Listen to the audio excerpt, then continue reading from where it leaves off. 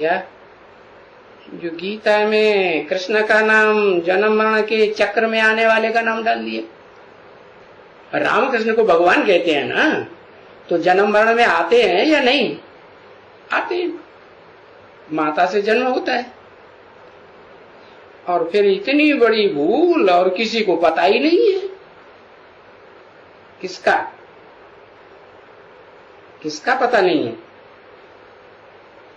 कि वो कौन है जो जन्म मरण के चक्र से एक ही है और एक ही जन्म में न्यारा होता है, बाकी जन्मों में न्यारा नहीं होता। जब बाप आते हैं, कौन सा बाप?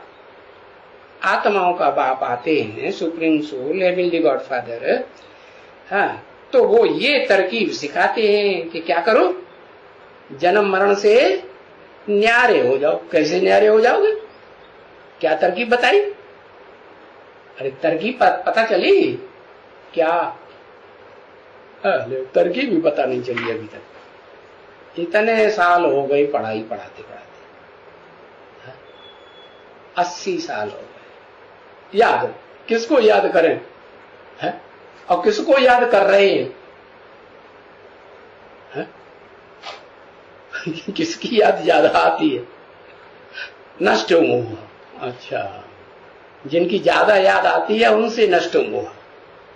जिसकी याद करने से भी नहीं टिकती है तो उसको नष्ट मोह नहीं है, उससे मोह लग गया। अरे किसी को पता नहीं है कि जन्म मरण के चक्र से रहित कौन होता है।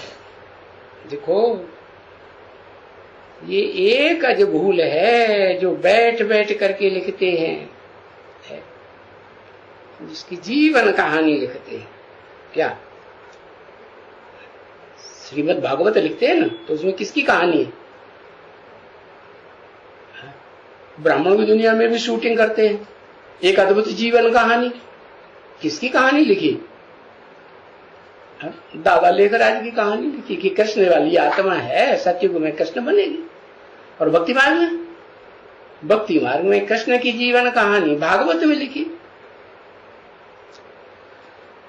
तो उसका ही नाम डालते हैं ना बच्चे, है कृष्ण का। तो देखो, ये इतना पार्ट 2500 वर्ष बीत गया, गीता ही पढ़ते रहते हैं और कहते हैं कृष्ण भगवानवाद, बार बार बोलते हैं कृष्ण भगवानवाद। ऐसे बोलते करते ही रहते हैं। किसको पता ही नहीं है कि ये उवाच करने वाली आत्मा कृष्ण बच्चे की आत्मा है या सालिम बुद्धि की आत्मा है।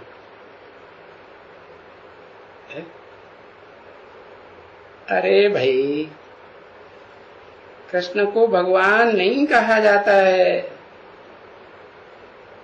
कृष्ण तो साकार है या निराकार है? कृष्ण तो साकार है, हाथ पांव वाला है ना। हाँ, भगवान तो सदैव निराकार को कहा जाता है। निराकार माने जिसको देह और देह की इंद्रियों की स्मृति मात्र भी न रहे है। पेट में भूख लगेगी तो स्मृति आएगी कि नहीं आएगी? ना, नहीं आएगी। कहेंगे पेट में चूहे दौड़ रहे हैं, पेट पीठ से चिपका जा रहा है, याद आएगा कि नहीं? हाँ, बाप कहते हैं सदैव निराकार को भगवान कहा जाता है। दुनिया में जो दूसरे धर्म के धर्म पिताएं हैं वो किसको भगवान मानते हैं? निराकार को मानते हैं। और भारत में भी उस निराकारी स्टेज वाले को ही भगवान कहेंगे, मानेंगे, जब वो निराकारी स्टेज पकड़ेगा। कैसे पकड़ेगा? इन कानों से सुनता रहेगा दुनिया की ग्लानि की बातें और उसे सुनाई पड़ती रहेंगी तो कहेंगे? तो इन आंखों से देखता रहेगा दुष्ट बुद्धियों को, जैसे झूठे लोगों को आज कुछ कहते हैं, कल कुछ करते हैं, तो वो आंखों से देखते हुए देखता रहेगा। अच्छा, देखता रहेगा तो भगवान नहीं, देखते हुए न देखे, कानों से सुनते हुए न सुने, तो क्या कहेंगे? कान है लेकिन जैसे सुनता नहीं, आंख है लेकिन जैसे देखता ही नहीं, तो उसको कहेंगे निराकार। इंद्रियां हैं लेकिन हरे इंद्रियों से काम जैसे लेना ही नहीं, ऐसी स्टेज बनाए तब कहेंगे निराकार। तो ऐसा तो नहीं है कि दो भगवान हो जाएंगे, कृष्ण भी भगवान हो जाएगा गीता का और निराकार भी भगवान हो जाएगा गीता का। अरे हम शिव के मंदिर में जाती हैं तो उस शिव के मंदिर को अरे कृष्ण का मंदिर थोड़ी ही कहेंगे, नहीं कहेंगे, उसको तो शिव का ही मंदिर कहेंगे ना। कृष्ण के मंदिर को हम शिव का मंदिर नहीं कह सकते। ऐसे थोड़े ही कि शिव ने ये कृष्ण का रूप धारण कर लिया है, जो 16 कला संपूर्ण सतयुग में जन्म लेता है।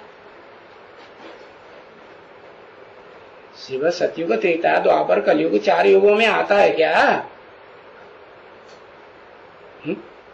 तो निराकार है, सदा निराकार रहता है। वो तो अभोक्ता है, अकर्ता है, गर्भ से जन्म लेता नहीं, अगर्भ है।